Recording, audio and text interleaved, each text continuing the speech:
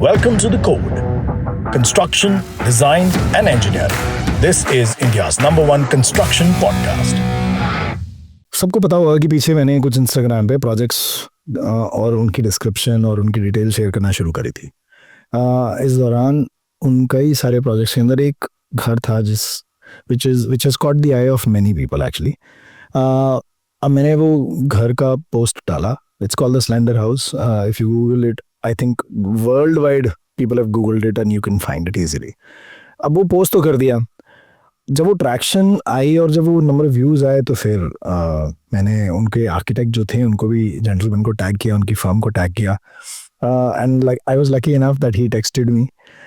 तो मैसेज में हमने बात करी तो मैंने उनको बोला, sir tremendous job, and he was kind enough to say thank you boss कि तूने डाला project, but this project has got a lot of love. वो प्रोजेक्ट कुछ है ही ऐसा, कुछ अनूठा सा है. अब देखो क्या होता है ना, जब कोई आप किसी एक सुंदर डिज़ाइन को देखते हो या एक प्रैक्टिकलिटी को देखते हो ना, तो आप उसके पीछे के इंसान से मिलना चाहते हो.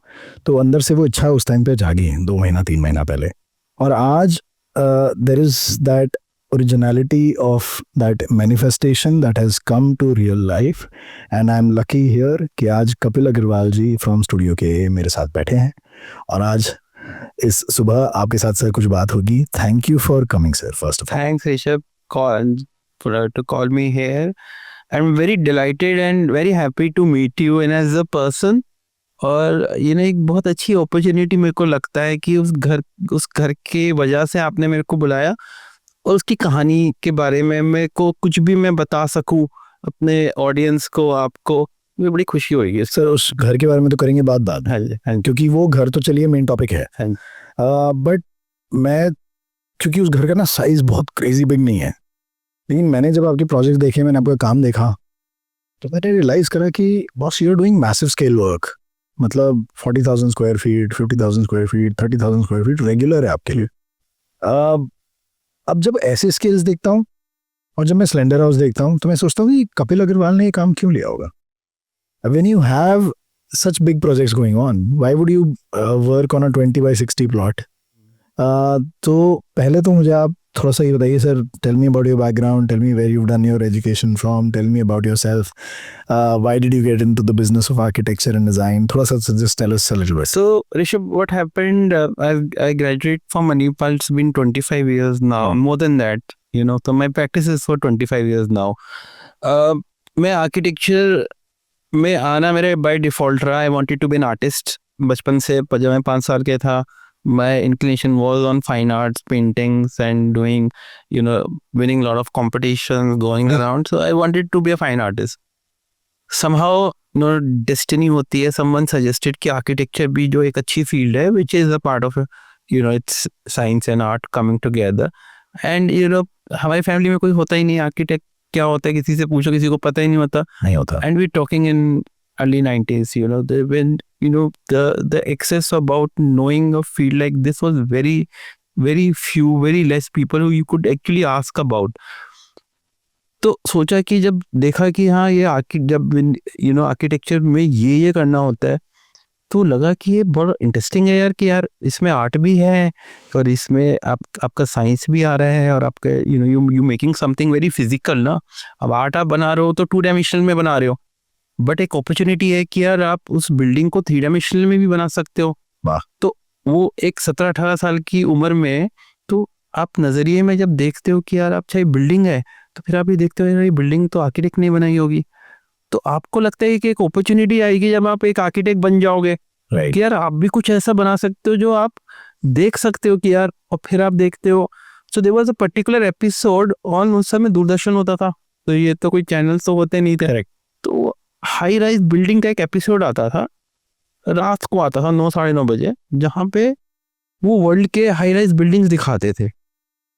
That I think was the most, you know, kind of A touching, inspiring thing which I saw. कि मेरे को लगा कि वो बिल्डिंग्स मेरे सपनों में आने लगी. मैं सुबह उठा, मेरे को ये लगा, मैंने कहा नहीं मैं आर्किटेक्ट ही बनूंगा. और आर्ट से आपका रिलेशन था ही, you were already exposing your mind to creation and innovation. You know when you are creating this art in a 3 dimensional, but क्या होता है, क्योंकि आपको कोई गाइडिंग फोर्स नहीं है पीछे की, कोई बता रहा है यार ये आज ये बड़े ऐसे करना, वो तो कुछ था ही नहीं. राइट. कॉलेज में चले गए, we went to Manipal, MIT Manipal. Manipal में जाके पहले सेमेस्टर में तो समझ भी नहीं आया कि यार क्या हो रहा है। यू नो वो थिंग्स वर सो एब्स्ट्रैक्ट, ये भी कर रहे, ये कर रहे, कैसे कर रहे हैं। But somehow I think that process of 5 years, the time which we spent with ourselves, I think that was the guiding part, where we traveled, we saw buildings in a very different perspective.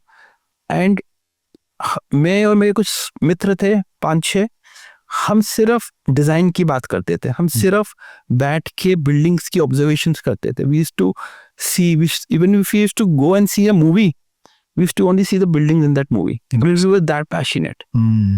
And then the things followed in, and फिर एक struggle आती है। फिर जब आप निकल जाते हो, कॉलेज से निकलते हो, चलो आप आर्किटेक्ट तो बन गए, अब क्या करना है आपने। और उन दिनों में क्या होता था कि architects are not well paid. आज भी थोड़ा सा, आज भी नहीं है, तो उस समय तो बहुत ही खराब था, बहुत ही। तो अब ये सोचते कि यार इससे अच्छा तो यार कुछ और ही कर लेते हैं, यार आर्किटेक्ट क्या बनना है, कुछ है ही नहीं करने को। राइट। बट डेस्टिनी होती है ना कि मैंने सोचा चल ये नहीं करते कुछ और, बट वापस आर्किटेक्चर में आ गया। फिर मैंने सोचा कि अब क्या करना है, तो मैंने सोचा यार पढ़ाई करते हैं, बाहर जाएंगे, कुछ मास्टर्स करते हैं इंटरनेशनल। तो मैंने अब जिस ऑफिस में काम करता था उससे बोला कि आई वांट टू रिजाइन। मैं घर पे बैठा था आराम से, मैंने कहा कुछ पढ़ाई करते हैं, लेट्स गो आउट। USA में all my relatives were there, my brothers sisters, they all staying there. तो मैंने कहा कि यार चलो कुछ पढ़ाई करते हैं, वहीं USA में सेटल करते हैं। My uncle had opened a software company, तो उन्होंने बोला कि तू C++ सीख ले, बेसिक कोर्स कर लो। ग्रोथ ईयर्स थे IT के वो। हाँ, IT के, यू कम हेयर एंड फिर then we will enrol you into your company. तो यहाँ पे बड़ी अच्छी लाइफ है। मैं I went in institute, enrolled myself into C++। 4th day मैंने सोचा कि कुछ भी हो जाए, भूखे मर जाएंगे, ये नहीं करेंगे। I went and told my father, कुछ भी हो जाए, मैं ये मेरे यही लाइफ है और यही करूंगा, इसके अलावा मैं जिंदगी में मुझे लगता नहीं मैं कुछ और करने के लायक भी हूँ और कुछ कर भी सकता हूँ। तो मैं खुशी भी इसी में मिलती है। 5 साल दिए हैं उसके लिए एक्वायर करने के लिए। तो मैंने ये सोचा कि अब जो करना है यही करना है। अब नौकरी छोड़ दी, ठीक है, अब करना है क्या। घर में बैठा हुआ था मैं, मेरे एक दोस्त आया, बोलते एक ना इंटीरियर का प्रोजेक्ट है, अच्छे खासे वो क्लाइंट थे नोएडा में, आपको फर्नीचर बनाना है। मैंने फर्नीचर तो कोई बनाया नहीं, मैंने कितनी अच्छा प्रोजेक्ट है, फिर धीरे धीरे उनका इंटीरियर भी करेंगे। That's how we started. मेरे घर में एक छोटा सा कमरा था जहाँ पे हमने कभी यूज ही नहीं किया था उस रूम को जी, उसको थोड़ा क्लीन किया, टेबल कुर्सी लगाई एंड स्टार्टेड वर्किंग। मैं सोचा चल 1 महीना तक कुछ पैसे कमा लेंगे, फिर काम तो वही, जाना तो वही है, USA हायर स्टडी करेंगे, बट समय कहता है ना डेस्टिनी क्या होती है। प्रोजेक्ट एक किया, एक और आ गया, फिर एक और आ गया, and it started coming in with the people coming and somehow without any contacts someone just called up, यार वो एक कोई अंग्रेज आ रहा है, उसका फार्म हाउस है, वो ही वांट्स उसके पास चले जाए, मैंने तेरा रेफरेंस दिया है। वहाँ गए, उसने बोला मेरा ये भी कर दे, मेरा फर्नीचर बना दे, मेरे घर का काम कर दे, इसमें तुम क्या कर सकते हो। तो मजा आना शुरू हो गया कि यार पहले तो ये while you're enjoying the work। हाँ वाह। और आप कह रहे हो कि यार ये मेरे पास आएगा कौन, आपको एक मिल गया, वो उसी में मजा आ रहा है, यार कुर्सी बनाने में मजा आ रहा है, राइट, एक बेडरूम को डिजाइन करने में मजा आ रहा है। राइट। फिर देन इट केम बड़ी इंटरेस्टिंग कहानी है। एक मेरे फादर के फ्रेंड थे, उन्होंने कहा कि एक 200 गज का घर है, तुम डिजाइन करोगे। मैंने कहा हाँ कर देंगे। तो मैंने घर पूरा प्लान व्लान बना के, मॉडल वॉडल बना के सब कुछ अप्रूव कर दिया। उनका सरिया भी साइड पे पहुंच गया कॉलम की कास्टिंग के लिए। वो मेरे घर पर आए एक दिन, कहते कि अब क्या बनाया है मॉडल, एलिवेशन दिखाओ। मैंने उनको कहा ये बनाया, it was an very abstract facade building, कि this is I don't want this, आप ना वो बनाओ कॉलम्स के साथ पेडिमेंट्स, कोठी लगनी चाहिए। हाँ जी। मैंने कहा मैं ये तो नहीं करूँगा, मैंने आप अगर मैं नहीं बनाऊंगा। जबकि वो मेरा पहला इंडिविजुअल घर था. You said no. I said I will not make your house. Hmm. You either take it or leave it. Hmm. I think मेरे को दुख भी बहुत हुआ बहुत दिन तक कि यार मैंने ये क्यों छोड़ दिया. But somehow I think that वो ना एक मन में ना एक वो आ गया कि यार जो करना है ना अपने मन का करना है. Okay. कि यार जो करेंगे ना किसी के कहने पे नहीं करेंगे. Hmm. And you are young 25-27 साल के होते हो, आपको लगता है यार ये मेरा डिज़ाइन है और यही बनना चाहिए. तो ये करते करते करते करते फिर एक काम मिला, 2 काम मिले, 3 मिले. आपने जब उनको ना बोल दिया फिर उन्होंने भी उन्होंने किसी और आर्किटेक्ट को कर लिया. ओके. उनका घर बन गया. तो आपका लेकिन निश्चय दृढ़ हो गया कि कन्विक्शन आ गई एक अप्रोच में कमीशन आ कि गई. करेंगे अपने हिसाब से करेंगे. करूंगा मैं अपने हिसाब से जो मेरे को खुशी मिलेगी करने में. फेयर. और वो करते करते करते हम लोग काम करते गए. एक घर बनाया, फिर एक कुछ किसी का छोटा सा कुछ ऐसे आ गया. 2007 we got an opportunity to do a school building. Very nice. ठीक है. उससे पहले हमने छोटे छोटे घर बनाए थे. एक कोई फार्म हाउस बनाया था. वो बनने के बाद में we lost lot of money in that making that farm house because it was design and built. जब वो बन गया क्लाइंट ने पैसे नहीं दिए. But that was very interesting and learning process. You know, but the change came in 2007 and 8 when we did Adarshila Vatika school. Mhm. When we completed that school, and वहाँ एक डिज़ाइन शेयर अवार्ड होता है international USA का. You call it an Oscars of education. We sent that entry there. उस साल वो merit award मिला उस स्कूल को. वाह. सो वो इंटरनेशनली एक्लेम्ड हो गया. तो मैं कहता हूँ कि वो जो मेहनत करी उससे पहले 7-8 साल की, वो कोई एक प्रोजेक्ट ही जो होता है ना वो आपको ऐसे क्लिक कर जाता है. And then the recognition start coming in. The people start recognising, the international media started recognising कि यार ये एक स्कूल बिल्डिंग है. जो स्कूल बिल्डिंग है इसके पीछे कौन लोग हैं, फिर उन लोगों के बारे में. And then we started applying into architecture competitions. Yeah. उन पे प्रोजेक्ट भेजते थे, हमको वहाँ अवार्ड मिलते थे. The Indian media was more liberal I think in that time. They started featuring projects. You know, there were time I remember मैं airport पे जाता था और मैं स्टैंड पे ना देखता था मैगजीन्स. और जो मैगजीन्स जितनी आर्किटेक्चर मैगजीन होती थी ना, अगर 7 मैगजीन होती थी तो 4 में मेरे प्रोजेक्ट फीचर्ड होते थे. क्या बात है. पिकअप. मेरे को इतनी खुशी होती थी कि यार ये यहाँ पे भी छपा, यहाँ पे भी छपा, यहाँ पे भी छपा. Yeah. And that was, you know, you feel about कि whatever you are thinking, the people are also responding it, they're also liking it. Right. तो process चला. 2010 we got Haveli Dharampura. Hmm. That was the changing point I think. क्योंकि उससे पहले जो project कर रहे थे अपार्ट फ्रॉम आदर्शिला वाटिका पर ऑल घर बना रहे थे हम. ये हवेली वो है वो जो हवेली ग्रुप है जिसके वो हाईवेज पे हवेलीज जो होती हैं. No, we talking of Haveli Dharampura. Actual हवेली और talk. Haveli Dharampura. Oh. So 2010 when we got this project, वो प्रोजेक्ट मिस्टर विजय गोयल जो है, जो x member of parliament, Yeah, of course. उन्होंने एक हवेली खरीदी, एक जो कि बहुत ही रूइंड कंडीशन में थी. उससे पहले हमने ये आधारशिला वाटिका भी उन्हीं का ही प्रोजेक्ट था. तो उन्होंने एक दिन बुलाया, 2010 की बात है. उन्होंने बोला कि ये मैंने एक प्रॉपर्टी ली है, आप आके देखो. वो Right. ऐसी हालत में थी जैसे किसी ने बॉम्ब फेंक दिया उसके ऊपर. रिस्टोर करनी थी वो. हाँ, तो 150 साल पुरानी हवेली थी. हमने कहा करेंगे. अब सर वो हवेली तोड़ के दोबारा बनाई गई या रिस्टोर किया. रिस्टोर कर. तो वो उस जब हवेली को बनाना शुरू किया तो हमें लगा यार जैसे घर बनाते हैं बन जाएगी 1-2 साल में. हमने बोला सर 2 साल में प्रोजेक्ट लग जाएगा, हो जाएगा. But that took 6 years, I'm sure. So it was a project which was, you know, which taught me so much things about you know people. First, about हम किसके लिए बना रहे हैं और हम एज एन आर्किटेक्ट हम अपनी सोसाइटी को क्या देने वाले हैं. ठीक है, हम घर बना रहे एक आदमी का, एक फैमिली का, एक रिच आदमी का, एक मिडिल क्लास आदमी का हमने घर बना दिया. बट अगर हम कोई ऐसी चीज़ बनाते हैं जो हमारी हिस्ट्री है और वो रूइंड हो चुकी है, तो आपको एज एन आर्किटेक्ट आपकी रिस्पॉन्सिबिलिटी क्या है, आपने क्या किया. जब आप एक एंड कैरियर में पहुंचोगे, आपने सोचा आपने क्या बनाया, आप कहोगे यार मैंने तो यार ये घर बनाया, मैंने ये ऑफिस बनाया, मैंने ये शोरूम बना दिया.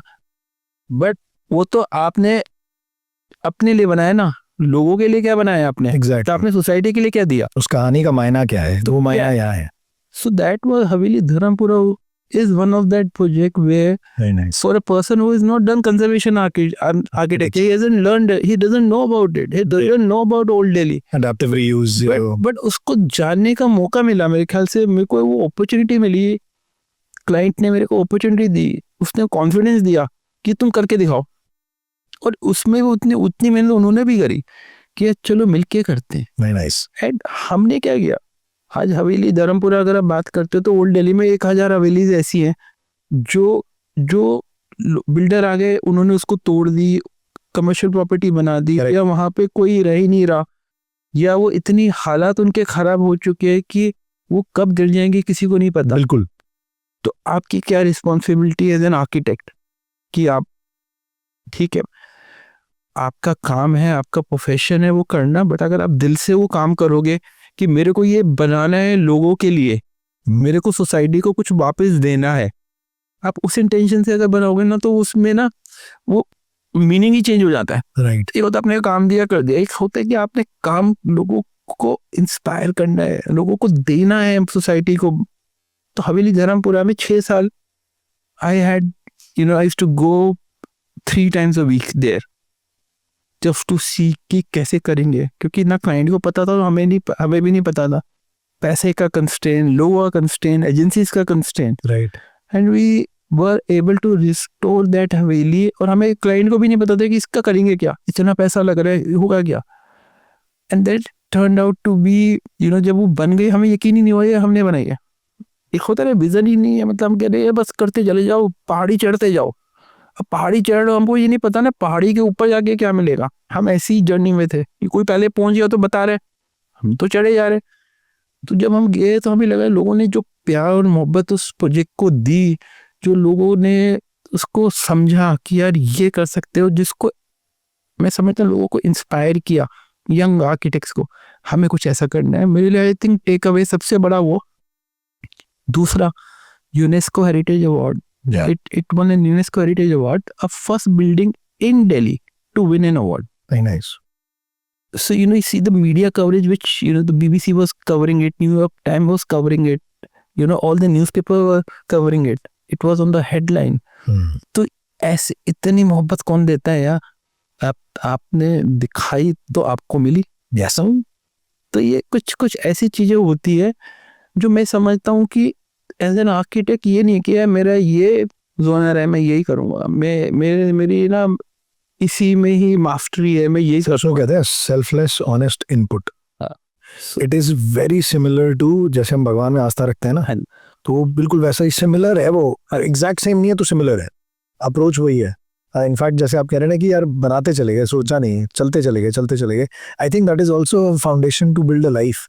आप जिंदगी में कभी भी डाउन हो तो एक वही तरीका है, बस चढ़ते चलो, बाद में देखेंगे क्या होगा. और जो कंपाउंडिंग इफेक्ट है ना लाइफ का, वो बहुत ही अमेजिंग होता है. सर, बहुत सारे स्टूडेंट्स इस पॉडकास्ट को सुनते हैं. What's your advice to specially kids जो आज भी यही कहते हैं, जैसे आपने कहा ना कि 5 साल पढ़ाई कर ली बट सैलरी पैकेजेस वैसे नहीं होते, उतनी फुलफिलमेंट नहीं होती, और इनिशियल ये चैलेंजेस सबको फेस होते हैं sir.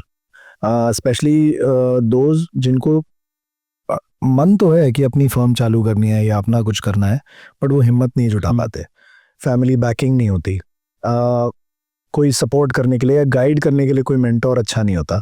What would you like to tell such students की? मैं समझता हूँ जो लोग होते हैं ना, जो आर्किटेक्ट बनते हैं, वो ना बिल्कुल एक एक्टर की तरह है. ओके.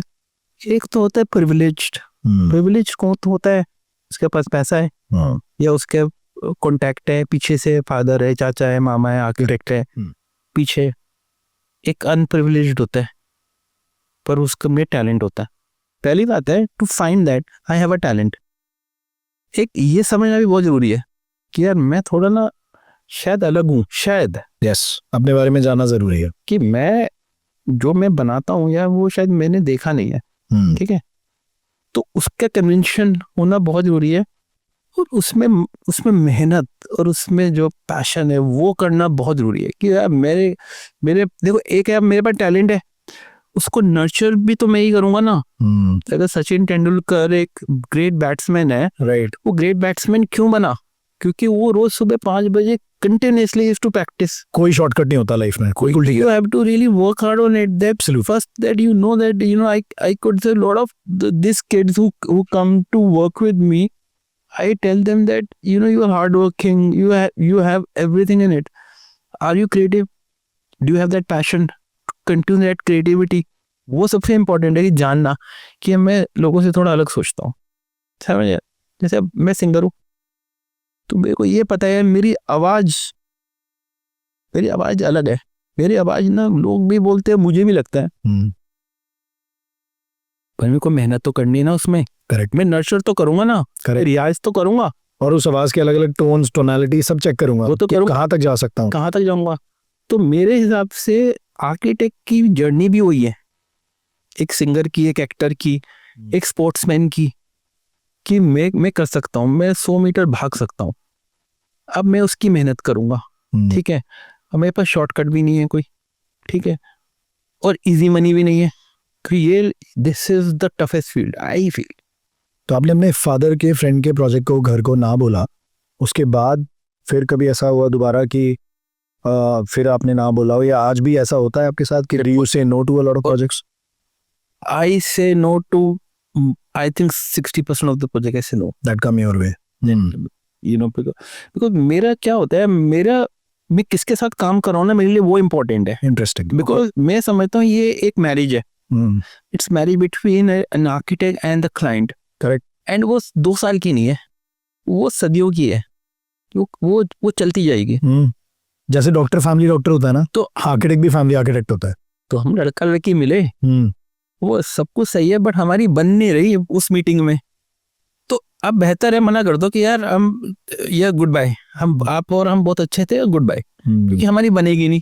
राइट। तो प्रोजेक्ट बनने के लिए बहुत सारे पैरामीटर होते हैं apart from the finance, which is also important part. But उसके अलावा रहते हैं आपका बिहेवियर पैटर्न, मेरा बिहेवियर पैटर्न, आपका बिहेवियर पैटर्न, हमने कैसे मिलना है, हम कैसे इस जर्नी को इकट्ठे मिलके हाथ में हाथ मिला के इसको चलेंगे। अगर आप ये सोचो कि यार ये आर्किटेक्ट है, इसको मैंने एम्प्लॉय किया है, मैं इसको पैसे दे रहा हूँ, ये मेरा घर बना रहा है, ये मेरा स्कूल बना रहा है, नहीं, वो नहीं। ये है कि मैं और आप तो एक ही है ना, हम मिलके बनाएंगे टीम वर्क की तरह। तो सर एक मूल मंत्र दो। मैं हर बार लोगों से बोलता हूँ कि how you should select an architect. मैं उल्टा सवाल पूछता हूँ आज, how should you select a client? So I select the client. मेरा ना बहुत सिंपल सा एक थॉट प्रोसेस है। एक, जब क्लाइंट मेरे पास आके पहले बैठता है, जी, ठीक है, आप मेरे क्लाइंट हो, मेरे सामने आप आगे बैठ गए, 1 घंटा 1.5 घंटा आपने मेरे से पहले समझा, मैंने आपको समझा, तो एक तो सोचो कि थोड़ा सा टाइम भी हो गया, एक्सपीरियंस भी हो गया, लोगों को समझने का वो भी हो गया। तो क्या होता है कि मैं आपको एग्जांपल बताता हूँ। आज से कोई 8-9 साल पहले मेरे पास एक क्लाइंट आया, किसी के रेफरेंस से आया था। बेटा बीच में बैठा था, फादर इधर बैठा था, मदर इधर बैठे थे। तो मीटिंग में आए, कहता है जी हमने आपके साथ काम करना है, हमको तो रेफरेंस है और हमने आपका काम देखा है और बहुत ही अच्छा है, आप ही करोगे हमारा काम। मैंने कहा ठीक है। But some in that meeting ना, they become abusive to each other. वो उसको गाली दे रहा है, वो उससे गलत बात कर रहा है। मैंने कहा listen, stop, I think we will not be able to work. वे कहते क्यों? कहते कि आप, मैंने कहा आप जैसे बात कर रहे हो यार एक दूसरे के साथ में, मेरे साथ करोगे तो मैं तो कर ही नहीं पाऊंगा। कहते नहीं, तो हम तो ऐसे प्यार मोहब्बत में ऐसे, हमारा ना ये दैट पंजाबी खून तो वैसे बोलते हैं आपस में। मैं कहा ठीक है, आप बोलते होंगे, but you have to draw a line that this will not happen. But I will not, I don't feel comfortable, I will not. So first of all तो वाइब चेक हो गई वो। हाँ, तो उसका रेफरेंस आ गया क्लाइंट का, उधर से जिसके थ्रू आया था उसको, कि कपिल जी करना है ये काम आपने। मैंने कहा ठीक। मैंने कहा सर मेरे को करना नहीं है, मेरे को लोग समझ नहीं आ रहे। मैंने कहा सर एक घर बनेगा ही नहीं, आप छोड़ दो। तो कह रहे ठीक है। मैंने फीस डबल कर दी, तब भी आ गए। मैंने कहा सर ये बनेगा नहीं, गॉड, वो बना ही नहीं,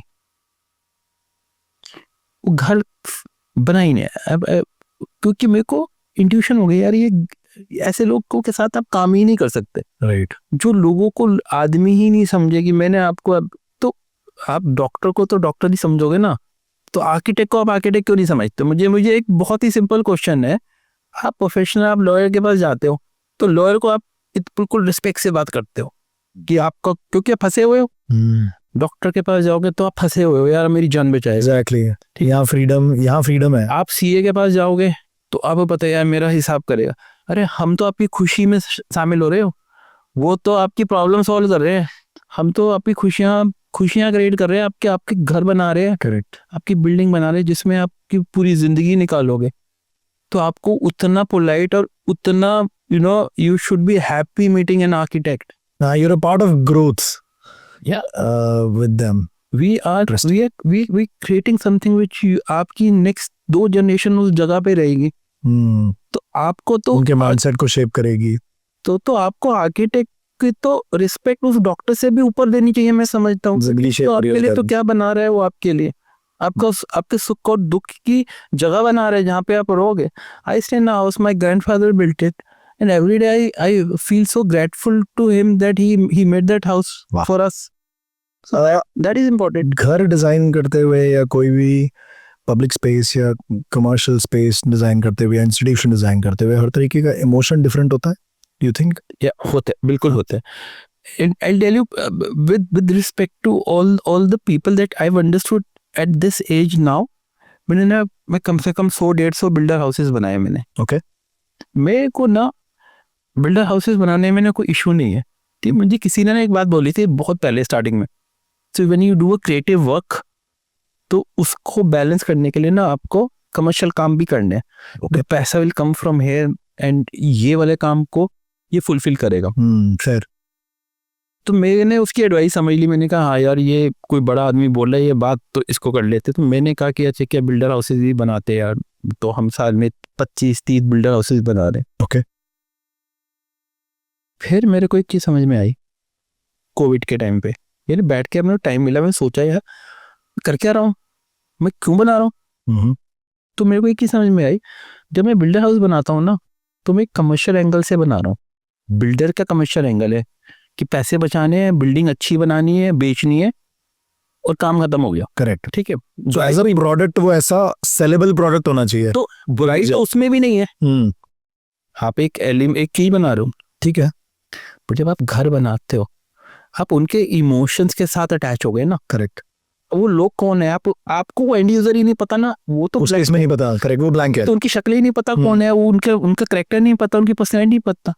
पर जब आप क्लाइंट से मिलते हो जिसके लिए आप बनाने, तो आप उसको पहचानते हो, वो आपको पहचानता है, वो आप एक दूसरे के मित्र बनते हो।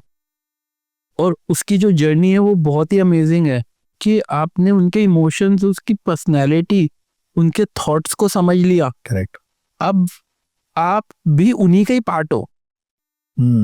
ऐसे हो गया जैसे कि उनको क्या चाहिए वो उनको ब्रॉडली पता है, आप उनके जो है ना साथी है उसको बनाने के, उनके ड्रीम्स को पूरा करने के लिए। करेक्ट। तो ड्रीम हम वहाँ पे एक बाहर कंपेनियनशिप है कि एक दोस्ती भी है, एक हर तरीके का वो है उसमें। यहाँ तो बिल्डर का कमर्शियल वैल्यू अटैच है ना, उसने तो मैक्सिमम वहाँ से कमाना है। ये प्रोजेक्ट टेक्निकल है, वो प्रोजेक्ट टेक्निकल और इमोशनल दोनों है। Emotional. So that's what I understood in that. मैंने फिर स्टार्टेड सेइंग नो कि नहीं मैं ये नहीं करूँगा, ये नहीं करूँ। क्यों? I have a limited time frame, I want to touch people's life and make them happy. So when I go to a house and I see the people enjoying the spaces and they growing in that spaces. अगर मेरे को client ये बोलता है कि मेरे को ना शाम को ना घर आने का मन करता है, वो कहते हैं मेरा बच्चा यहाँ पे खेलता है, कहते वो मेरे को बैल्कनी में बैठ के मेरे को बहुत सुकून मिलता है, तो मेरे को ये लगता है कि यार मेरा काम हो गया। फिर so that is the most important take of touching the life of people. आपने ना टाइम मेंशन किया, यू सेड कि मेरे पास वो फाइनाइट टाइम है उस दिन में। How do you make a choice between, एक तो हो गया चलिए लोग कि these are the people I will enjoy working with and they will also enjoy working with me and this feels like a familiar space and इनके साथ मजा आएगा, ये काम करने में भी मजा आएगा एंड लोगों के साथ भी मजा आएगा। एक तो वो पार्ट हो गया। एक हो गया कि टाइम, आपके पास जब लिमिटेड टाइम है एक दिन में, हम रोज सोचते हैं कि काश दिन में 25 घंटा आता है, बिल्कुल काश 30 घंटे होते हैं, शायद हम कुछ ज्यादा कर लेते। बट है तो उतना ही. सो टाइम के परस्पेक्टिव से how do you manage it as a design head in your firm? Do you think life is easier when you have a 9 to 5 kind of a thing, or are you a workaholic who says नहीं भाई मैं तो लगा रहता हूँ सारा दिन 12 घंटे? कैसे मैनेज करते हो उसको, और पिक एंड चूज कैसे करते हो टाइम के बेसिस पे कि मैं अपना समय इस चीज को दूंगा, इसको नहीं दूंगा? ऋषभ, पता क्या होता है, ये ना, this has gone into my system. और भी वो कई बार ये भी लगता है कि ये गलत है, और मैं बच्चों को भी बोलता हूँ यार मेरे जैसे मत बनो. तो मेरे को ये लगता है कि मैं शायद सही की या गलत की डेफिनेशन मेरे को समझ में नहीं आती. बट मैं रात को जब सोता हूँ तब भी मैं बिल्डिंग्स के बारे में सोच रहा होता हूँ, उन कमरों में घूम रहा होता हूँ, इसके बिल्डिंग के बाहर खड़ा होता हूँ, और सुबह उठता हूँ तो तब भी मैं वही सोच रहा होता हूँ. तो it's a 24 hour constant process. It is that even if when I'm walking, I'm looking, I'm listening to some music, there is something happening in my brain, and I'm just not able to disconnect somehow. Okay. About I get restless. Okay. If you disconnect. मैं हो ही नहीं पाता हूँ. मतलब मैं छुट्टी पे भी चले गया तो मेरे को थोड़ा सा डिस्कम्फर्ट हो जाता है कि यार ये या कुछ the something I think is to be figured out. ये जो डिस्कनेक्ट नहीं हो रहा है, और जहाँ कॉन्स्टेंटली ऑनलाइन हो एक तरीके से अपने दिमाग में with the design, is that giving you peace and happiness, या वो एक चैलेंज ही है आज की डेट में आपके लिए? पर्सनली मैं थोड़ा पर्सनल हो रहा हूँ इसमें, but I really want to understand this. Just enjoy means, and I think it becomes more overboard now. कि यार वो और लोग भी है वो हैंडल करने के लिए. I have now team of people, we have BMCs, we have architect, we have designer, so I just try to get into smaller detail. यार वो तो मैं भी सोचता हूँ यार वो कर सकता है ना, तो छोड़ दे. पता नहीं क्यों होता है यार सर. फिर तो ये आपके लिए काम नहीं है, ये पर्पस या कॉलिंग जिसे कहते हैं ना, ये वो है फिर आपके. पर मेरे को ये लगता है कि यार चल गाड़ी उठा, चल साइड पे चलते हैं यार, देखते हैं यार ये सही नहीं हो रहा यार. या सुबह 6 बजे उसको टेक्स्ट करना शुरू कर दिया, इसको ठीक कर, या ये पॉइंट है. मेरे को लगता है कई बार वो कुछ ज्यादा हो जाता है. बट फिर देन मेरे को लगता है मैंने एक वो विजन देखा यार, ये ऐसी होनी चाहिए बिल्डिंग. घर वालों की क्या कंप्लेंट रहती है आपसे? बहुत ज्यादा, पूछो. टाइम का भाव बहुत I think बहुत. It is something which I'm not. And then I took my office very near to my house. मैंने कहा मैं ट्रैवलिंग में 1-2 घंटा ही लाऊंगा. करेक्ट. बट मेरे वर्किंग आवर्स फिर बढ़ गए, और तो जो समय बचाया वो वहां लगा दिया, तो वहां लग गया. तो वो कहीं ना एक अब मेरे को ये भी लगता है, मेरे को ना बीइंग वेरी सेंसिटिव, मेरे को लगता है कि जो आप मेरे पास आए क्लाइंट बन के, मेरे को लगता है यार वो कितना मेरे पे यकीन कर रहे हैं. तो मेरे को ये लगता है कि यार अगर मैंने कुछ ऐसे डिजाइन में कुछ ऐसा किया तो चल ये कर दिया, खत्म करते हैं इसको कई बार. ये फिर then next day I think एक गिल्ट फीलिंग आती है, यार ये शायद ना 100% नहीं हुआ इसके अंदर. you have to again rework on it because he is coming with a specific right, objective to me. उसने ना तो सब कुछ ही मेरे पे दे दिया ना, वो तो सब कुछ दे रहा है मेरे ऊपर, उसने इतना यकीन कर दिया. अब मेरे it is my responsibility to fulfil his requirement. I can not be dishonest to him ना, चाहे वो मुझे पैसे कम दे रहा है या ज्यादा, इररिस्पेक्टिव. ठीक है, बट वो तो कमिटमेंट है ना, वो तो मेरी गलती है ना. मैंने उसको हाँ बोली, मैंने करी, तो मेरे को तो उसकी छोटी चीज भी जो मांगेगा मेरे को देनी है. सर ये ना एक आई थिंक ये एक वैल्यू सिस्टम है जो धीरे धीरे गायब होता जा रहा है हमारी सोसाइटी में से. And I tremendously understand and completely resonate with you on this.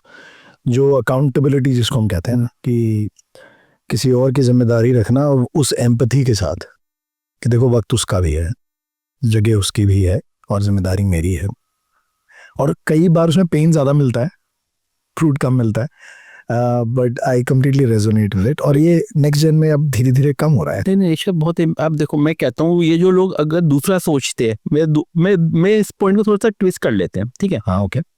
आपके पेरेंट्स या आपके नियर वंस बीमार पड़ गए, ठीक है, आप डॉक्टर के पास गए, ठीक है, आप उसको दूसरे तरीके से, आप ह्यूमन हो ना, आप दूसरे तरीके से सोचो, आप गए डॉक्टर के पास, आप डॉक्टर को एक्सपेक्ट करोगे ना कि उसको ठीक करे पूरा विद केयर. ठीक है.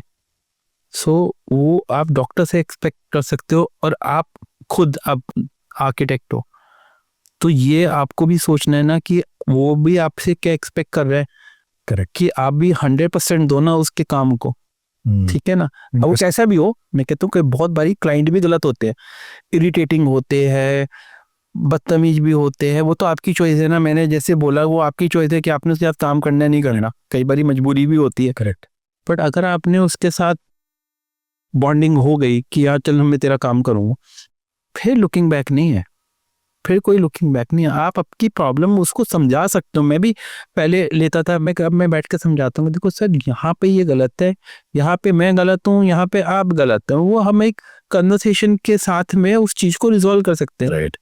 बट आपको ऑनेस्टी तो पूरी रखनी पड़ेगी काम में। उसमें तो आप 99% नहीं हो सकते, वो तो उसके तो कोई मतलब ही नहीं है। कपिल सर, प्रोजेक्ट डिस्कस करने से पहले कुछ टिप्स लेते हैं आपसे।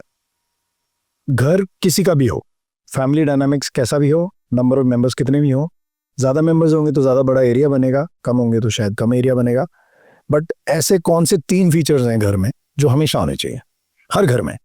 देखिए मैं ये समझता हूँ, घर में ना जो लोग रहते हैं ना उनकी पर्सनैलिटी रिफ्लेक्ट होनी सबसे इम्पोर्टेंट है। ओके। रीजन बताता हूँ। Okay. आज हम घर बना रहे हैं ना, तो हम वो आज हम ना इंस्टाग्राम घर बना रहे हैं, मैं समझ रहा हूँ। और वो घर जो है ना, वो लोगों को ना, पहली बात है कि वो उनको पता ही नहीं कि घर क्या बनाना है। उनको यही नहीं पता कि हमें चाहिए क्या, 4 बेडरूम चाहिए 5 बेडरूम में, एक तो उनको रिक्वायरमेंट नहीं पता। चलो ठीक है, आर्किटेक्ट के साथ बैठ के वो सॉर्ट आउट कर ली, ठीक है। बट सबसे इम्पोर्टेंट बात यह है कि उनको घर कैसा चाहिए, कि उनको क्या क्लासिकल, नियो क्लासिकल, या उनको मॉडर्न। इंस्टाग्राम के फोटो देख के आप घर थोड़ी बनवाओगे। आपकी सोच क्या है, आपकी पर्सनालिटी क्या है, लाइफस्टाइल क्या? आप रहते कैसे हो, आप किन लोगों के बीच में बैठते हो, आप कितने ट्रैवल्ड हो, आपको खाने में भी क्या पसंद है, वो सब चीजें डिसाइड करती कि घर कैसा होना चाहिए। राइट। सो सबसे पहली बात है पर्सनालिटी, मैं समझता हूँ जो घर के अंदर में रिफ्लेक्ट होनी चाहिए कि ये मेरा घर है तो ये ऐसे ही होगा, मैं तो ऐसा हूँ, मेरा घर भी ऐसा है मेरी तरह। लोगों के लिए नहीं। हम लोग क्या बना रहे दिल्ली में, एनसीआर में, दुनिया के लिए घर। हम लोगों के लिए घर बना रहे, अपने लिए घर नहीं बना रहे। हमें ना घर अपने लिए, मैं लोगों को कहता हूँ आप कोटा पत्थर लगाओ फ्लोर पे, कहते कोटा क्यों लगाएंगे, तो मैंने तो यार आप कोटा की वैल्यू समझो ना, वो पैसे से देखते हैं। कोटा को समझेंगे 30 रुपए का 40 रुपए का पत्थर नहीं यार, आप उसका जो डेकोर है उस कोटा के साथ मैच करो ना। उनको ये हो रहे, वो वैल्यू के साथ जा रहे हैं, 500 रुपए का पत्थर, 1000 रुपए का पत्थर, 15। पत्थर कौन सा ये नहीं पता उनको, वो वैल्यू के साथ अटैच कर रहे हैं। बट मैं समझता हूँ जो घर है ना करेक्टर के साथ अटैच होना चाहिए, पहली बात। दूसरा वैल्यूज का मतलब ये होता है ब्रॉडली, घर में वैल्यूज कैसे आएगी, घर तो एक ऑब्जेक्ट है ना, यस। पर घर में वैल्यूज आएगी जैसे आप घर आपने बंद बना दिया, दरवाजे बंद हो गए, ठीक है, तो मेरा और आपका तो इंटरेक्शन, बाप का और बेटे का इंटरेक्शन खत्म हो गया, करेक्ट। बच्चों का दादा से इंटरेक्शन खत्म हो गया। तो घर की वैल्यूज क्या थी कि मिलके बैठना, ये करना। यस। आप हर कम फ्लोरों पे आपने किचनें बना दी, हर फ्लोर पे आपने बेडरूम्स बना दिए, डाइनिंग रूम बना दिए, तो सब अपने फ्लोर पे बैठे। तो घर की जो वैल्यूज है इज टुगेदरनेस। तो आप जैसे हमारे आंगन होते थे ना पुराने घरों में, आंगन में सब घरों से कमरों से बाहर निकलते थे, आंगन में आके बैठ जाते थे। डाइनिंग टेबल नहीं होती थी, आंगन होते थे। तो हमारे बचपन ऐसे निकले ना आंगन, तो आंगन का कॉन्सेप्ट ही खत्म हो गया। मैं वो कहता हूँ जो वैल्यूज हमारी ट्रेडिशनल आर्किटेक्चर में थी, क्यों हम वो वैल्यूज को यहाँ लेकर आए जो लोगों को बाइंड कर सके। तो वो बहुत अच्छी, बहुत इंपॉर्टेंट चीज है। और खुशी, happiness, how do we create happiness. Happiness होती है एक जगह बना दी और उस जगह में आदमी खुश हो रहा है। खुश कैसे हो रहा है, एक खिड़की खोली और हवा आ रही है, यस, खुशी तो उससे भी मिलेगी ना। यस। एक पेड़ सामने है उसको देख रहे हो, हम घरों को बंद करते जाएंगे, खिड़कियां खुलेंगी ही नहीं, तो खुशियां कहाँ से आएंगी घर के अंदर। तो वो एक बहुत इंपॉर्टेंट है। एंड सस्टेनेबिलिटी तो देखो इवेंचुअली मैं समझता हूँ बहुत ज़्यादा तो मेरे को इसकी नॉलेज नहीं है, मैं उसका मास्टर नहीं हूँ सस्टेनेबिलिटी। मैं वो बचपन में मैंने एक सिंपल सी चीज़ सीखी थी, हवा और पानी आती रहे, क्रॉस वेंटिलेशन हो जाए, वो सस्टेनेबिलिटी होती है। और मैं समझता हूँ, मैं कोई भी बिल्डिंग बनाऊँ, घर बनाऊँ, मैं हर क्लाइंट को एक बात बोलता हूँ, 6:30 तक आपको लाइट नहीं ऑन करनी, ट्यूबलाइट घर के अंदर, Very सबको ये बोलता हूँ। हम्म, तो मेरे लिए वो सस्टेनेबिलिटी ना वहीं खत्म हो जाती है। करेक्ट। और मेरी खिड़कियां खुली और हवा पानी आ रहा है, बाकी की जो जितनी चीजें हैं ना वो किताबी चीजें मेरे हिसाब से नहीं ठीक सही है, भी होंगी। आप सही है अपनी जगह। ये मटेरियल लगाओ, वो लगाओ, ये करो, मैं कहता हूँ आप घर को घर की तरह बनाओ ना। ठीक कह रहे हैं आप उसमें सिर्फ ये चीजें भी डाल दोगे ना, तब भी वो घर बहुत अच्छा बिहेव सर, यही डिस्कस हो रहा था एक बार, मेरे एक आर्किटेक्ट मित्र हैं, उनसे ये डिस्कस हो रहा था, और हम लोग एसी रूम में बैठ के सस्टेनेबिलिटी की बात कर रहे थे, और उन्होंने मुझे बोला, ऋषभ एक बात बता, जितने भी मॉडर्न मटेरियल्स आ रहे हैं, सस्टेनेबल करके टैग बिक रहा है जिनका, जो ग्रीन बिल्डिंग्स में भी अप्रूव हो रहे हैं और गृह रेटिंग्स भी मिल रही हैं जिनको, बिजली के बिल कम हो रहे हैं।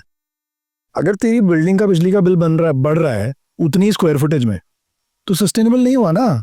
बहुत बेसिक मापदंड है, एंड आई लव्ड इट। मेरे को बहुत अच्छा लगा उनका अप्रोच। कहते यार, जो ट्रेडिशनल तरीका ऑफ लिविंग था ना, जब तक वो आप अप्रोच नहीं करोगे, आप सूती कपड़े नहीं पहनोगे, आप सिंथेटिक्स पहन रहे हो and you thinking you will remain cool, that doesn't work. तो हर चीज सस्टेनेबल थी, हमारा माइंडसेट ही सस्टेनेबल नहीं है, तो how can we live in a sustainable place? And I loved it. बहुत बिल्कुल बेसिक बात है, तो हमारे जो मूल भाव है वही छोड़ दीजिए हमने। Aangans are making a comeback आजकल। वैसे मैंने देखा कि वो courtyard is back, specially in like bigger houses, farm houses, अब कोर्टयार्ड्स बनने लगे हैं, और some of the most appealing and most beautiful houses are those with courtyards now.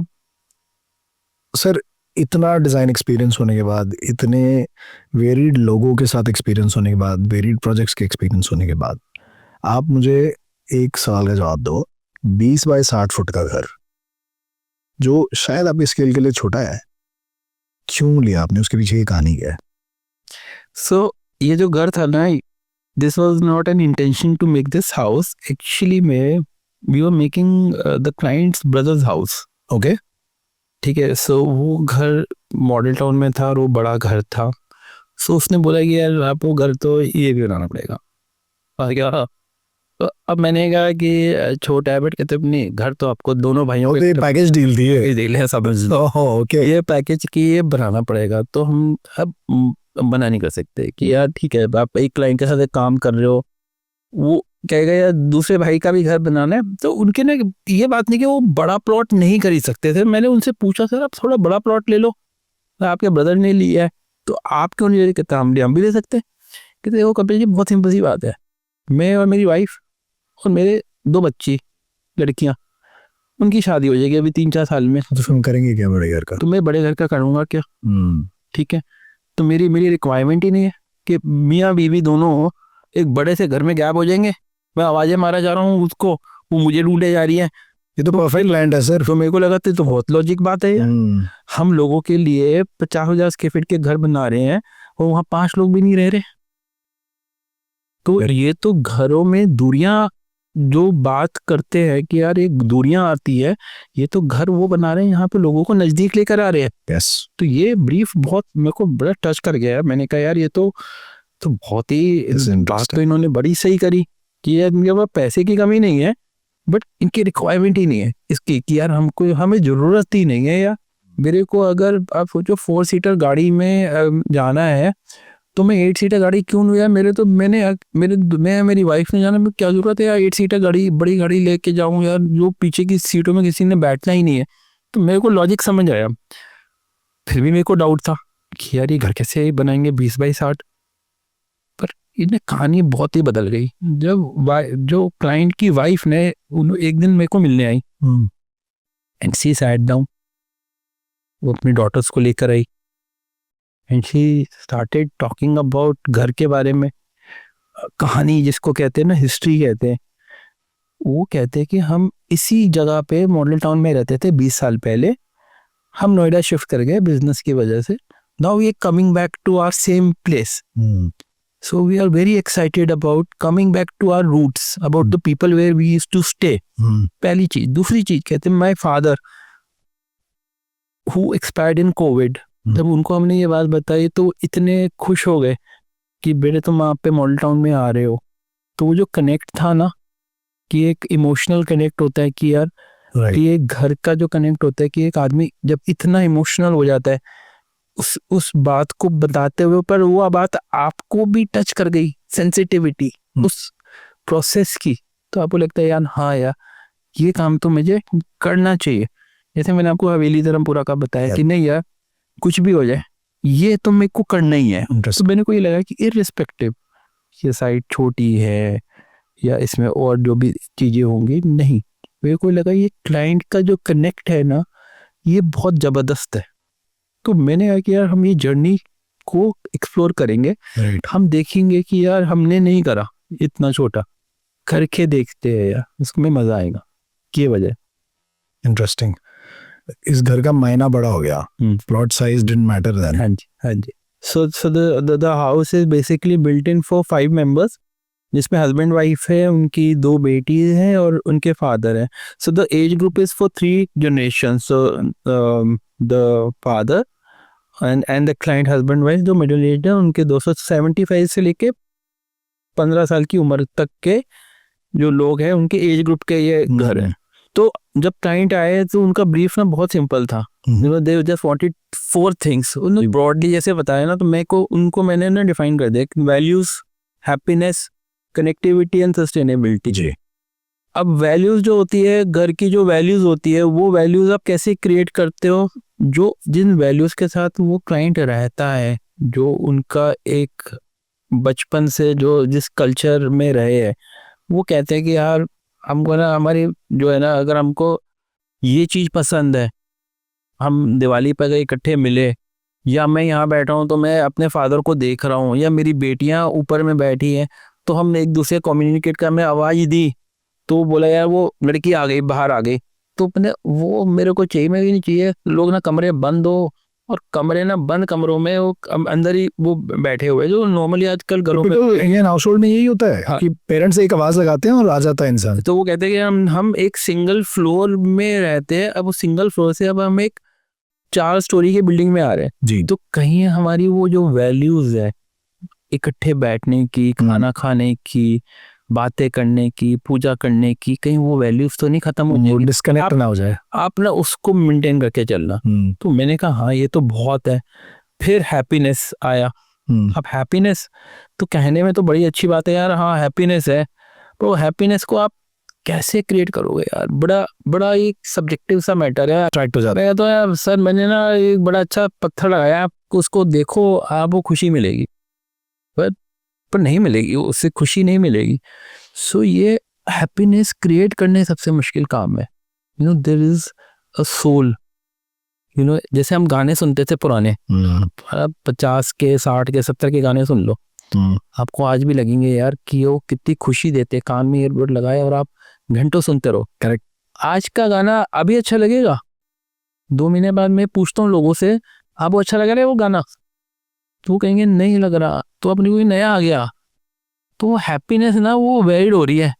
तो घर की जो हैप्पीनेस है ना वो हमेशा कांस्टेंट रहेगी। करेक्ट। आप उस स्पेस में बैठो, आपको वही खुशी मिलेगी, कल भी, परसों भी, 10 साल के बाद भी। वो बैल्कनी में वही सुकून मिलेगा आपको। यस। वो सनलाइट के जो उनके जो वो बदल रही है ना, सुबह से दोपहर, दोपहर की शाम, शाम की रात, और जो उसका इफेक्ट जो आप दीवार पे देखते हो ना, उसकी खुशी का कोई मुकाबला ही नहीं है। बिल्कुल। तो वो मैं तो ये बता रहा हूँ कि हैप्पीनेस कैसे है। वो उन्होंने बोले खुश, हमें खुशी चाहिए घर के अंदर, अब कैसे करोगे खुशी, तो वो तो प्रोसेस है।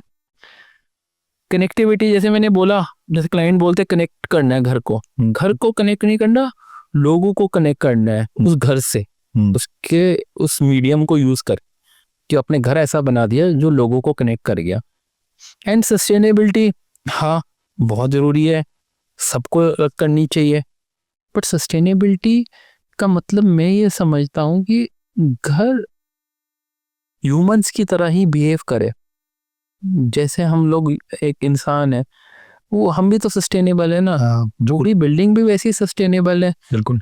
वैसे ही लाइट आ रही है, वो लाइट भी उस बिल्डिंग को वैसे ही रिएक्ट करेगी, धूप भी वैसे रिएक्ट करेगी जी, हवा भी वैसे ही रिएक्ट करेगी जैसे हमारी बॉडी को रिएक्ट करती है जी।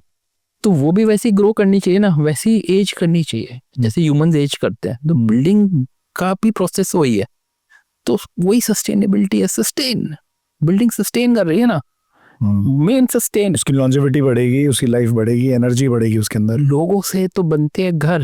बिल्कुल। आप घर को अकेले छोड़ दो, मैं कहता हूँ, तो वो तो मकान है ना। मकान जो होता है वो घरौंदा कहते हैं ना, वो कैसे बनेगा? करेक्ट। तो ये घर जो होते हैं, पर्टिकुलरली इस घर की अगर हम बात करें, ये जर्नी है हाउस से होम। मैं हमेशा बोलता हूँ कि आप उसको घर कैसे बनाते हो। तो आपने एक तो जगह ले ली, उसमें लोग चले गए रहने के लिए, उसको भी आप घर बना लेते हो, बट आप स्टार्टिंग से सोचो कि यार मैंने ये तो घर ही बनाना है इनके लिए। तो वो ये जो घर है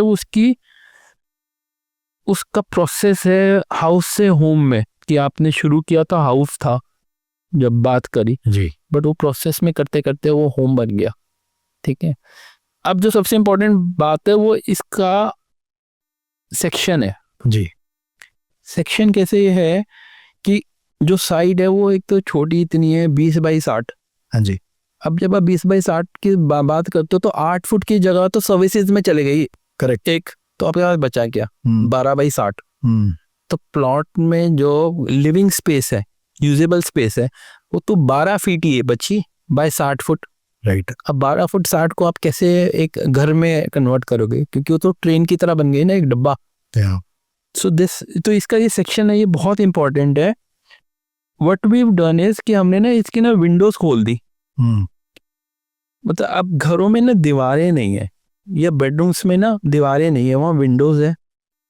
और कुछ जगहों पे तो जैसे उनके फादर का कमरा था, वहाँ हमने ना स्लाइडिंग विंडो लगाई, तो जो बाहर की लाइट आ रही है वो भी घर के अंदर आ रही है और कनेक्टिविटी भी मिल रही है, और स्काईलाइट बनाई वो भी कनेक्ट कर रहा है जी। तो घर क्या खुल गया ऐसा, अब वो 12x60 जो हो गया ना वो बड़ा हो गया जी। क्योंकि वो बाहर को भी कनेक्ट कर रहा है और ऊपर से भी कनेक्ट कर रहा है। जी सर, पीछे से सेटबैक भी छोड़ना पड़ा था। सो सेटबैक ना हमें जो छोड़ने ना, we have to create around 85-90% in this property. तो हमने सेटबैक ना वो जो कटआउट है उसको सेटबैक की तरह यूज किया। ओके। तो the courtyard is working as a kind of a जो हमारा वो 8-10। Very nice, very nice. So we've not taken any setback पीछे से आगे से। Right. It is just like use that shaft as a kind of a जो हमें समझ गया, जो स्पेस आपको छोड़नी पड़ती है। So primarily जो घर है वो एक तो स्टिल्ट है जो मैंडेटरी है, which is used as a parking. So we have a ground, first, second and third floor. और ऊपर टेरेस है जो रिक्रिएशनल की तरह यूज होती है। तो हमारे जो साइट है, ये साइट मॉडल टाउन में है, और इसके आगे ना एक बहुत ही बड़ी रोड है which is I think 70 to 80 feet wide road है। It's a commercial lane, very heavy traffic, there residential building, it's a mixed land use place वे बहुत सारे लोग नीचे ग्राउंड फ्लोर पे दुकानें बनाते हैं और ऊपर में लोग रहते हैं, तो बहुत ज़्यादा ट्रैफिक है। सो पहली बात है कि जब आप खिड़कियां खोलते तो बहुत बेहतरीन तो व्यू है नहीं, पर एक चीज़ है कि जो सामने का पड़ोसी का घर है ना वो बहुत दूर है, तो आप bang into, normally you see into colonies the houses are facing each other. Just आप आपने खोला तो पड़ोसी वहाँ खड़ा। हाँ जी, हाँ जी, हाँ जी। यहाँ पे तो थोड़ा सा ये था कि थोड़ी दूरी उसकी थोड़ी ज्यादा है, तो आप ऐसे नहीं होते कि आप खड़े हो थोड़ा डिस्कम्फर्ट है, but then there is lot of noise coming in, and then you see this concrete buildings, houses, टक टक टक, lot of houses, इधर भी so chaos है। मेरे को तो बहुत chaos लगा, और कोई पेड़ नहीं है, ऐसा कई बारी पेड़ आते तो उसकी तो कॉम्प्लेक्सिटीज तो बहुत है। साइट आपकी ड्रीम साइट नहीं है, साइज भी आपका ड्रीम साइज नहीं है, but you doing this as a responsible architect. Yes, आपको ये लेने के हाँ या चल अब क्या कर सकते हैं। तो हमने ये सोचा कि यस वी गोना यूज हम आगे ओपनिंग रखेंगे, लाइट के लिए मैक्सिमाइज करेंगे, कर्टन्स भी लगाएंगे, जब जरूरत होगी प्राइवेसी उसको खींच लेंगे, हम स्काईलाइट से लाइट लेंगे ऊपर से, and will open up the Windows. हम कमरों में विंडोज लगाएंगे, हम दरवाजे स्लाइडिंग बनाएंगे, ठीक है, जो कि थोड़ा सा मुश्किल था। कुछ कमरों में हमने सॉलिड करा, बट कईयों में हमने तो क्या होगा वो घर में खुलता चला गया, तो वो किसी भी वक्त में आप चले जाएं, आपको घर ऐसे लगेगा बिल्कुल वो रोशन है। फिर वो लोग ये सोचते, फिर कई बार मैं भी सोचता हूँ ये कैसे बन गया, फिर मैं सोचता हूँ ये हम ना एक मीडियम बन जाते कई बार ऋषभ। मैं ये नहीं सोचता कि ये मैंने किया, बिल्कुल नहीं सोचता। मेरे को ये लगता है मैं ना उस क्लाइंट की एस्पिरेशन का एक, कहते हैं ना, मीडियम था। मैं, मेरी वजह से ये हो गया।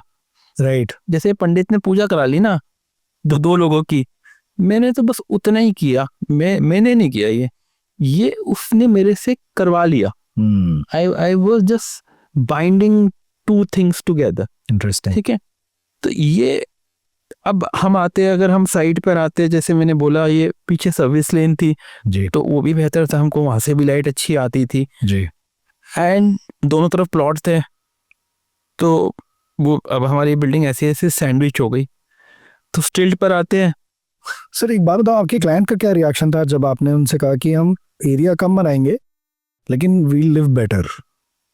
तो मैंने उनको सबसे पहले पूछा कि जैसे उनके बेडरूम्स की रिक्वायरमेंट है। उन्होंने बोला कि उनका एक फादर्स का कमरा चाहिए, उनको अपना अपना रूम चाहिए, अपनी डॉटर्स का रूम चाहिए। तो रिक्वायरमेंट वो, उन्होंने बोला जैसे अब 5 बेडरूम बन सकते हैं।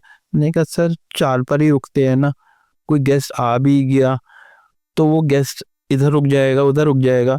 तो द मोमेंट आप ना, अब आप इसी चीज में बोल दो कि जी मैं तो 6 कमरे लूंगा, तो वो सारा ही कॉन्सेप्ट ही बदल जाता है ना फिर घर का।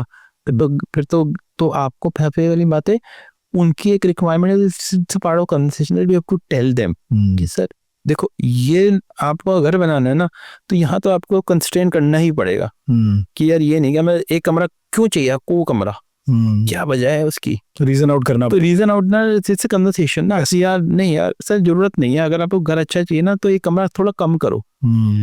ठीक है। फिर दूसरा, कुछ तो रिक्वायरमेंट बिल्कुल ही फिटिक होती है कि नहीं ये तो मेरे को चाहिए, नॉन नेगोशिएबल, कि ये तो मेरे को ये लिविंग रूम यहाँ चाहिए, मेरे को डाइनिंग 10 लोगों का ही चाहिए, मेरे को ये ऐसे चाहिए। तो वो उनकी रिक्वायरमेंट हो गई। उनको हमने कोशिश करी कि सारी फुलफिल होए। जैसे उन्होंने एक बात बोली कि उन्होंने पेरेंट्स का, जो उनके फादर जो थे वो 75 ईयर्स, कि उनको हमने फर्स्ट फ्लोर पे रखना है। ठीक है, the ground floor was basically to be used as a public space. Public space का मतलब है गेस्ट आ गए, लोग आने वाले आ गए, तो उनका लिविंग रूम है, उनके लिए डाइनिंग है, 10 लोगों की है, किचन वहां पर है। बट जब ऊपर चले जाते तो उनकी पर्सनल स्पेस बन गई। सो जब हम चलते हैं ऊपर में,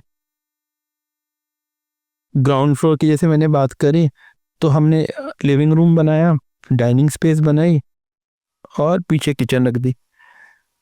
तो यहाँ पे इनकी रिक्वायरमेंट खत्म हो गई कि अब ये वाली जो स्पेस है, ये स्पेस चाहे वो यूज कर रहे हो चाहे गेस्ट यूज कर रहे हो, ये इंडिपेंडेंट हो गए। ऊपर जाके उनकी स्पेसेस सारी प्राइवेट बन गई। तो जो प्लान है ऊपर जाके पूरा ये बदल जाता है।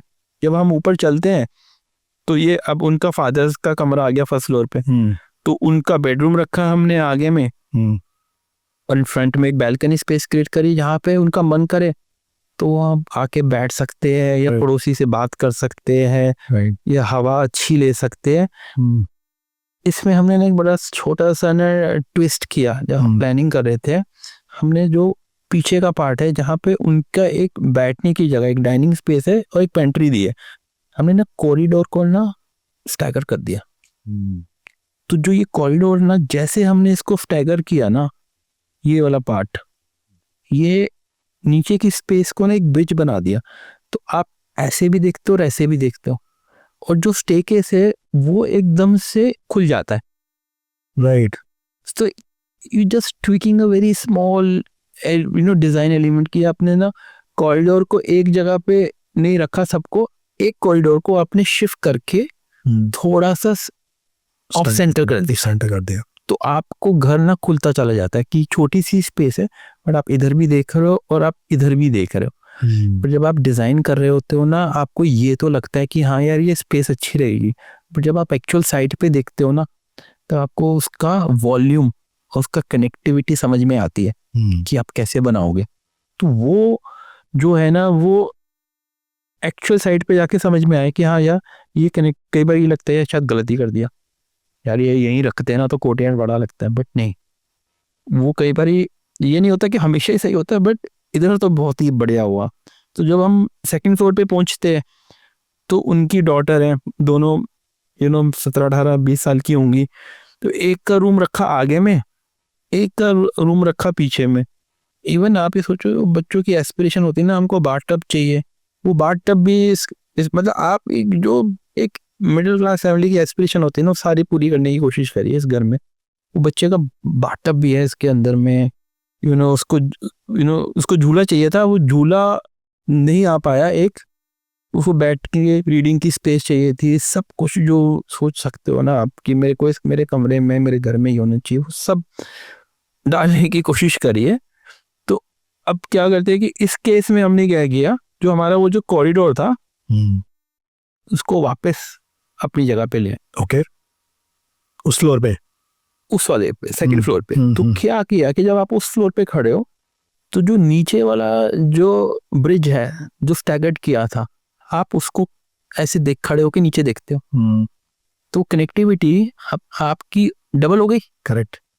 कि अगर वो भी पीछे रहता तो वो लाइन में रहता ना, आप चलते हुए मैं नीचे देख रहा हूँ और फिर मैं और नीचे देख रहा हूँ ग्राउंड फ्लोर पे जो मेरा लिविंग रूम है, तो आपको 3 लेवल का कनेक्शन हो गया ना यहाँ पे ऐसे जाएगा। तो वो एक कनेक्ट बड़ा इंपॉर्टेंट हुआ। प्लस जो सबसे इंपॉर्टेंट पार्ट हुआ, जो विंडोज हमने क्रिएट करी दोनों बेडरूम्स की, कि आप बेडरूम में बैठे हो और उनमें विंडोज ग्लास है जो कोर्टयार्ड को कनेक्ट कर रहा है। तो वो हमेशा, मेरे क्लाइंट ने ये बात मुझे बोली कि जब हमको आवाज़ मारनी होती है ना, हम अगर फर्स्ट फ्लोर पे होते हैं तो हम अपने डॉटर्स को आवाज़ मारते हैं, वो सीधा आ जाती है विंडो पे देख के, वो विंडो से खड़े होकर they are communicating. Right. She send me a photo जहाँ पे एक बंदा यहाँ, एक बंदा यहाँ, एक वहाँ पे, वो आपस में एक दूसरे से कम्युनिकेट कर रहे हैं। तो भैया कहते हैं यार ये तो हमने सोचा ही नहीं था ऐसा भी होगा। राइट। बट ये आफ्टर एक्सपीरियंसेस है कि यार क्लाइंट जब ये चीज़ें बताता है तो वो बहुत मेरे को लगा कि एक बड़ा इंटरेस्टिंग एलिमेंट हुआ, जो मैंने पहले बोला the values and the connectivity. Yes. वो एक्चुअल में आपने पेपर पे बना दिया, डिजाइन में बना दिया, बट वो एक्चुअल में भी हो रहा है यार, उससे बेहतर ही हो रहा है जो आपने सोचा था। वो टेक अवे है। Very nice. फिर आप ऊपर जाते हो तो जो मास्टर बेडरूम है वो फ्रंट में रखा है हमने, वो भी बहुत ही अच्छा है। मतलब इस प्लॉट साइज के हिसाब से तो सिटिंग भी है, बेडरूम भी अच्छा किंग साइज है, सब कुछ है। एंड पीछे में उनका इतना एलेबोरेट मंदिर है एक, और एक पीछे में उनका स्टडी एरिया बनाया, तो उनकी सारी रिक्वायरमेंट फुलफिल होती है। Plus they look down into into into their spaces. So and we have a glass bridge. ये जो ग्लास ब्रिज है ये इसलिए दिया है क्योंकि जो इसके ऊपर स्काईलाइट दी है वो एक्चुअली जो लाइट है उसे पेनिट्रेट करके नीचे तक जाती है। राइट। सो एक in element also goes with this glass. तो वो एक जो है ना, इट्स कमिंग बैक अगेन, जो हमने फसाड में प्लांटर बनाया, वही प्लांटर को हमने, same planter we have it inside also. Right. A champa tree they. तो क्या होगा कि नॉर्मली हम कहते हैं ना, एक बिल्डिंग बनाई, अंदर बाहर बना दी कुछ, और अंदर हो गई कुछ नहीं। मैं समझता हूँ घर जो होता है अंदर और बाहर एक ही है। जो कहानी यहाँ चल रही है वही कहानी अंदर भी है। तो घर का जो फसाड है वो अंदर पता चले आपने यहाँ लगा दिया कुछ, मटीरियली कुछ अलग है, अंदर तो उससे कुछ लेना देना ही नहीं है, तो फिर वो घर तो नहीं हुआ ना। राइट। तो हमने कोशिश ये करी कि जो एलिमेंट हमने बाहर यूज करे, कलर्स, टेक्सचर्स, फॉर्म, वो अंदर भी रिफ्लेक्ट करे। इंटरेस्टिंग। तो वो कोशिश हमारी इस घर में रही। और टेरेस में हमारे पास बहुत सिंपल से सिटिंग स्पेस है। एक अब हर आदमी की होती है कि मेरे को ना वाटर बॉडी होनी चाहिए, तो हमने वो वाटर बॉडी एक क्रिएट करी है यहाँ पे। And we have a green, front में ग्रीन टेरेस गार्डन है, जहाँ पे if they would just want to relax, sit down, meditate, so they use that space it like that way. And the building facade, जो मैंने सोचा नहीं था, मेरा बस ये था कि the floors are uniting together. जैसे मैंने अगर अब बात करता हूँ कि कैसे बना, अभी कैसे बना ना, बड़ा बहुत ही अजीब सा है कि यार वो you have to go back in process, यार कैसे बना। अरे ये बस अपने स्केच बनाया, अपने एक थॉट सोचा है मैं थोड़ा फ्लूइडिक बनाऊंगा। मेरे को ना घर क्योंकि ऐसे लंबा जा रहा है, तो मेरे को ना ये नहीं बनाना फ्लोर फ्लोर फ्लोर फ्लोर नहीं बनाना, मेरे को ऐसे नहीं बनाना, रेलिंग लगा दी। मेरे को ना घर को ना एक हैंडशेक की तरह कनेक्ट करना है, कि ये ऊपर का फ्लोर इससे कनेक्ट किया, ये ऐसे कनेक्ट किया। सो द इसका एलिवेशन एक बड़ा एक सिंपल वे में निकला, स्टिल्ट एंड ग्राउंड को कनेक्ट कर दो, तो लगे एक ही फ्लोर है, तो जो गेट है ना उसको एक्सटेंड करके ऊपर की बैल्कनी बना दी। राइट। सो जो वुडन एलिमेंट है वो ऊपर एक्सटेंड हो गया, उसके ऊपर के जो 2 फ्लोर है वो just goes like connects like this. There is a very interesting planter which champa tree comes here, and then it just 2 materials, one light gray, one dark gray, we add a wood in it, and the house is done. जो ऊपर की balcony है step out है। वो step out है, तो the planters is stepped out, वो बाहर निकल रहे, तो उसमें वो बन गया। अब उसमें कलर्स डाले, तब जब हमने टाइल लगानी शुरू कर दी तो जो ग्रे टाइल लगी वो थोड़ी डार्क आ गई।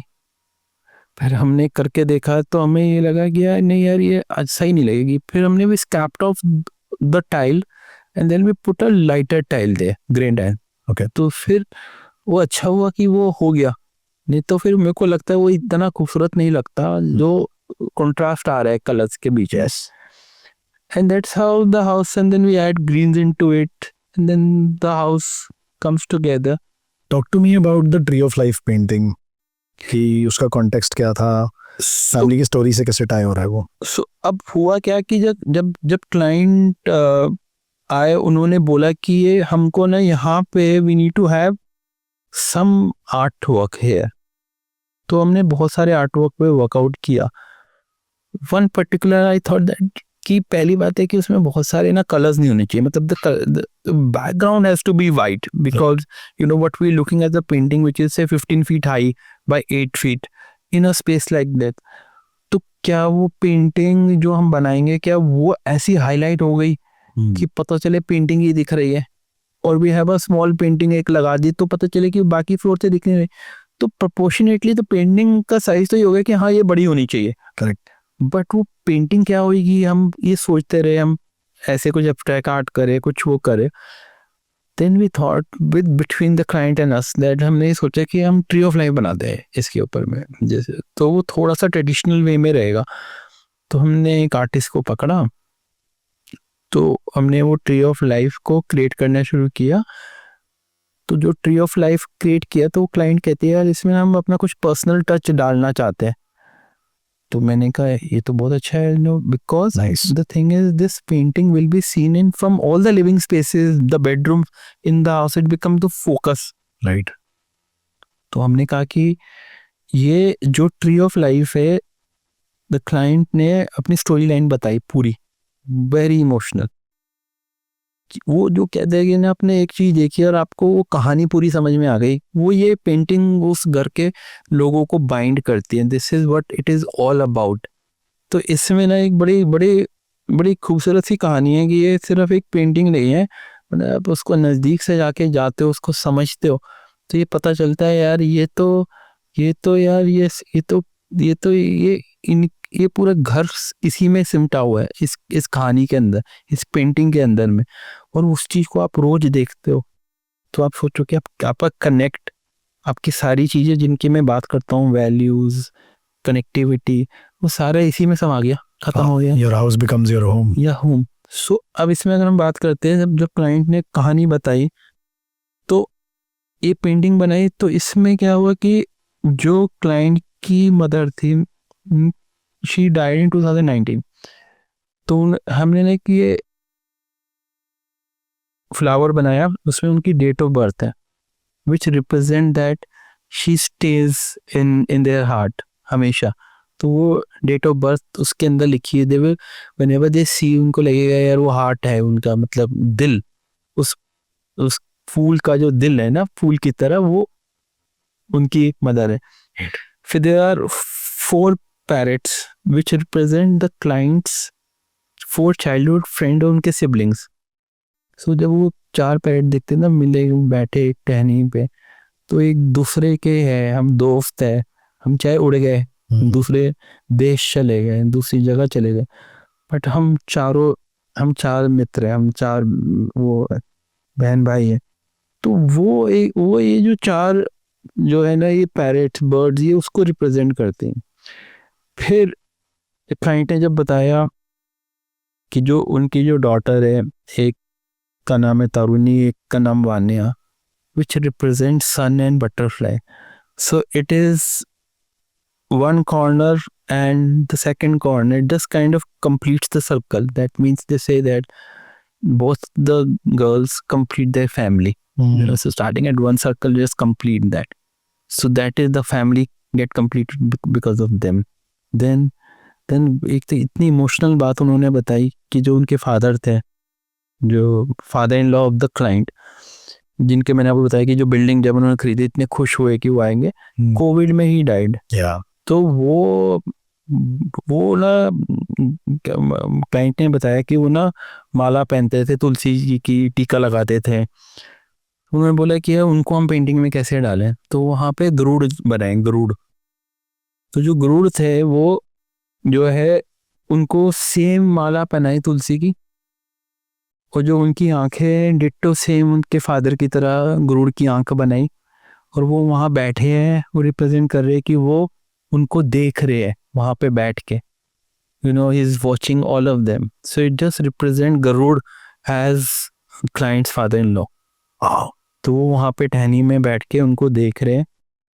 एंड जो सबसे इम्पोर्टेंट है हमारे peacock, it represent Thakur ji, Krishna Bhagwan, giving immense happiness and blessing to the family.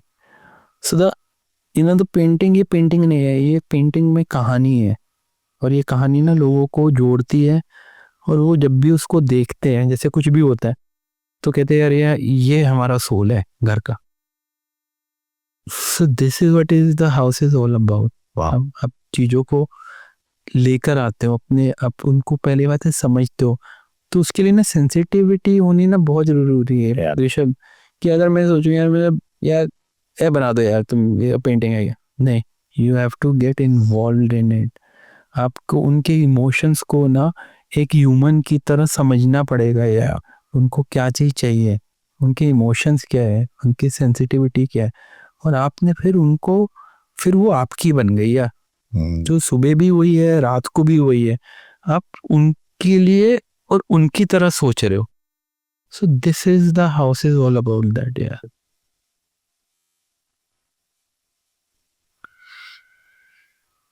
ये कहानी यहाँ ख़त्म करने का मन नहीं है, but I think it is best that we do that right now, because Kapil sir ने ना थोड़ा सा अभी ही is moved something inside me right now. You tell me if the profession is worth it or not. All you youngsters who have a question कि architecture में मिलता क्या है, I think you're changing lives. It is through people like sir and through people like you've seen on the podcast. उन्होंने एक 20 bye 60 के घर की कहानी सुनाई है. आप समझिए कि when he builds larger than life spaces, he's built a larger than life house within a 20 by 60 plot establishment because he thought it was his responsibility to do that. I personally am a little shaken right now. I'm a little in a different space right now. But I will end this episode here on this beautiful note. And I have a lot to thank you for on this beautiful morning day. He's come all the way and he's given us his time. So we need to thank him. If you have any questions, please write to me at India's #1 Construction Podcast @gmail.com. Follow me on Instagram at India's #1 Construction Podcast and message me there. Kapil sir के लिए जो भी आपके सवाल हैं please मुझे भेजिए, मैं सर को रिले करूँगा. And if he has any input that will help you, I am sure he will answer those questions. Thank you for tuning in. Thank you. Thank you so much. Thanks, Rishabh, for calling me in.